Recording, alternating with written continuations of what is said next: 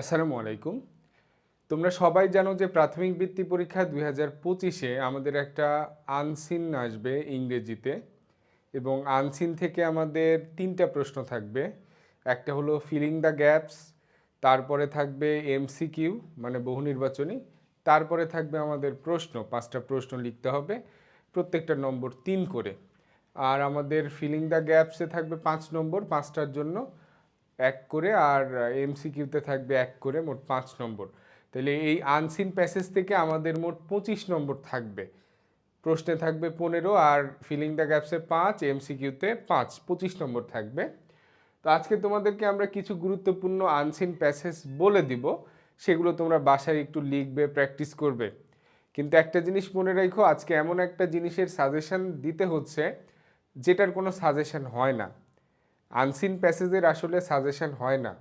এটা যিনি প্রশ্ন করেন, প্রশ্নকর্তা নিজের মতো করে বানিয়ে দিতে পারে। হ্যাঁ, ভাগ্য ভালো হলে তুমি কমন পেতে পারো। কিভাবে আনসিনটা হয়, আনসিনটা করা হয় কিভাবে একটু বলি। আনসিনটা করা হয় কয়েকটা জিনিসের উপর মানে আলোকপাত করে আনসিন প্যাসেজগুলো করা হয়। আনসিন প্যাসেজ মনে করো দেশ সম্পর্কে হতে পারে, কান্ট্রি সম্পর্কে, বাংলাদেশ সম্পর্কে, তারপরে ফেমাস পিপল, বিখ্যাত কোনো মানুষ সম্পর্কে হতে পারে, তারপরে মরাল স্টোরিগুলো বা শিক্ষণীয় যে গল্পগুলো আছে সেগুলো সম্পর্কে হতে পারে, তারপরে হিস্টোরিক্যাল স্টোরি, ঐতিহাসিক কোনো গল্প টল্প, ঐতিহাসিক কোনো কাহিনী সেগুলো নিয়ে হতে পারে, তারপরে রিসেন্ট ইনসিডেন্টস, সাম্প্রতিককালের কোনো ঘটনা নিয়ে আনসিন হতে পারে। অথবা যিনি প্রশ্ন করবেন তিনি নিজের মতো করে বানিয়ে দিতে পারে। দুইটা বা একটা চরিত্র দিল, মনে করো মিনা, মিনা নিয়ে একটা গল্প বানায় দিল যে ও ক্লাস 5-এ পড়ে, ও এটা করে ওইটা করে, এরকম বানিয়ে দিতে পারে। তাহলে আনসিনটা আমরা ভাগ্যের ওপর ছেড়ে দিতে হবে এবং আমাদেরকে এইখানে কি করতে হবে জানো, আমাদের বিভিন্ন রকম আনসিন যত আমরা পারি, 5টা 10টা 15টা, এগুলো আমাদের প্র্যাকটিস করতে হবে।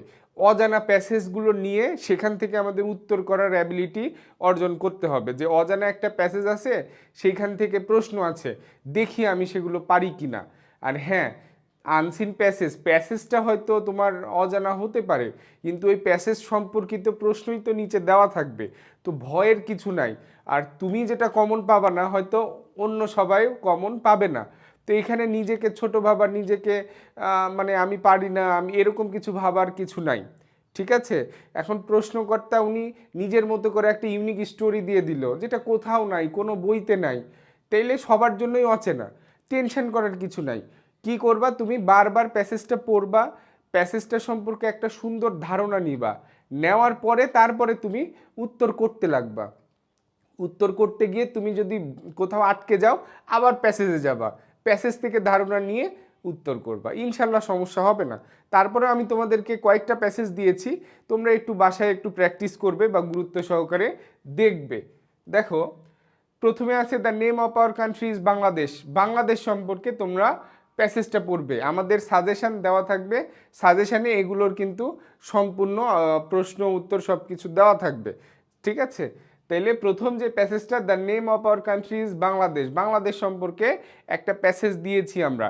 এখন এই বাংলাদেশ সম্পর্কে প্যাসেজ করতে গিয়ে আবার আরেকটা তোমরা দ্বিধাদ্বন্দ্বে ভোগো, যে জনসংখ্যা কত। হয়তো আগের কোনো বই থেকে আমরা পড়েছি একটা সংখ্যা, এখন হয়তো সংখ্যাটা চেঞ্জ হয়ে গেছে।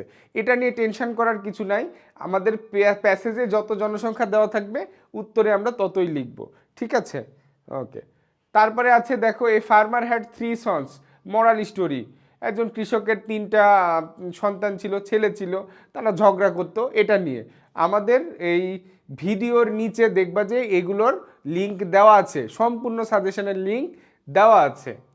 তারপরে 3 নম্বর হলো, it was a hot summer day, a crow was very thirsty. ঠিক আছে? ওকে, ওই যে পিপাসা পায়, কলস থেকে কিভাবে পানি পান করে সেটা। তারপরে হ্যাঁ, তোমাদের জন্য তো কামব্যাক কোর্সের আয়োজন করেছি আমরা, গণিত এবং বিজ্ঞানের সম্পূর্ণ কোর্স অর্ধবার্ষিক পর্যন্ত মাত্র 500 টাকায় তোমরা গণিত এবং বিজ্ঞানের A to Z শেষ করতে পারবে অর্ধবার্ষিক সিলেবাসের। তোমাদের স্কুলে যা যা আছে সম্পূর্ণ পরীক্ষার উপযোগী করে তুলব তোমাদেরকে আমরা। ক্লাস শুরু হবে 26 তারিখে, আমরা ফেসবুক লাইভে এবং কিছু ক্লাস রেকর্ড নিব। ওকে, দেখো তোমরা যাদের যাদের প্রয়োজন আছে ভর্তি হয়ে যাবা। তারপরে আনসিন প্যাসেজ 4 নম্বর আছে once upon a time they lived a farmer and his wife they were very poor they had a goose, ওই যে গোল্ডেন গুজের যেটা ওয়ান্ডারফুল গুজ ওইটার। 5 নম্বরে আছে Bayazid Bostami was a great saint, Bayazid Bostami সম্পর্কে। তাহলে আমি কি তোমাদেরকে হয়তো বুঝাইতে পারছি যে আনসিন প্যাসেজটা তুমি ভাগ্যের ওপর ছেড়ে দাও, আর তুমি এটাতে দক্ষতা অর্জন করো কিভাবে, অজানা প্যাসেজগুলো নিয়ে বা যত বেশি পারো তুমি প্যাসেজগুলো নিয়ে সেখান থেকে তুমি প্যাসেজটা আগে পড়ো, তারপরে নিচের প্রশ্নগুলো উত্তর করার চেষ্টা করো। ঠিক আছে, দেখবা যে তুমি এটাতে অভিজ্ঞ হয়ে যাচ্ছ, দক্ষ হয়ে যাচ্ছ। এমনকি তোমার যে সিন প্যাসেজ আছে, সিন প্যাসেজ তো বই থেকেই আসবে, কিন্তু তুমি প্যাসেজ কমন পাইলা, প্রশ্নগুলো হুবহু কমন পাবা কিনা এর এর গ্যারান্টি কিন্তু নাই, কারণ প্রশ্ন নিজের মতো করে প্রশ্নকর্তা বানিয়ে দেয়, সেগুলো কমন নাও পাওয়া যাইতে পারে। তো আমাদের ওই প্যাসেজ থেকেই নিয়ে আসতে হয়, প্যাসেজের ধারণা থেকে আমাদের উত্তর করতে হয়। তো সবাই ভালো থেকো, সুস্থ থেকো। আমি যেভাবে বললাম সেভাবে তোমরা যদি একটু প্র্যাকটিস করো, নিজে নিজে চেষ্টা করো, ইনশাল্লাহ এগুলোতে আর প্রবলেম থাকবে না। ধন্যবাদ।